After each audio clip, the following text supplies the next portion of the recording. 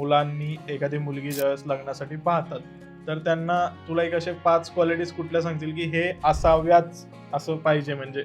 पहिली गोष्ट तर मला असं वाटतं की अंडरस्टँडिंग खूप महत्त्वाची गोष्ट आहे. जर तुमच्याकडे अंडरस्टँडिंग असेल तर तुम्ही कुठलेही प्रॉब्लेम टॅकल करू शकता.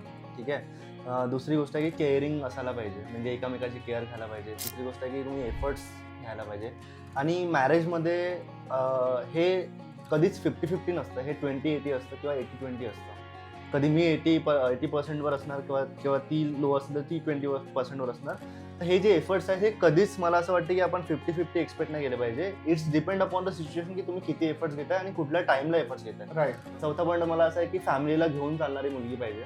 म्हणजे मला असं वाटतं, आम्ही जेव्हा डिस्कशन करायचो लग्नाच्या आधी आम्ही फॅमिलीबद्दल खूप डिस्कस केलंय. लग्न झाल्यानंतर ती दोन्ही फॅमिलीचं लग्न होत आहे. तुमचं फक्त नवरा बायकोचं लग्न होत नाही, तर दोन्ही फॅमिलीचं लग्न होत आहे. ते दोन्ही फॅमिली लग्नामध्ये तेवढीच हॅपी राहिली पाहिजे. आणि पाचवं मला असं वाटतं की काहीतरी क्वालिटीज तुम्हाला जसं आवडते ती एखादी सेम असली तर ती इट्स अ बेटर फॉर, म्हणजे तुम्हाला अरेंज मॅरेजमध्ये कसं असतं की तुम्ही ओळखता, डे 0 पासून तुम्हाला ओळख करावं लागते. तर काही क्वालिटीज जर सेम असल्या तर तुम्ही इझिली कनेक्ट करता. For example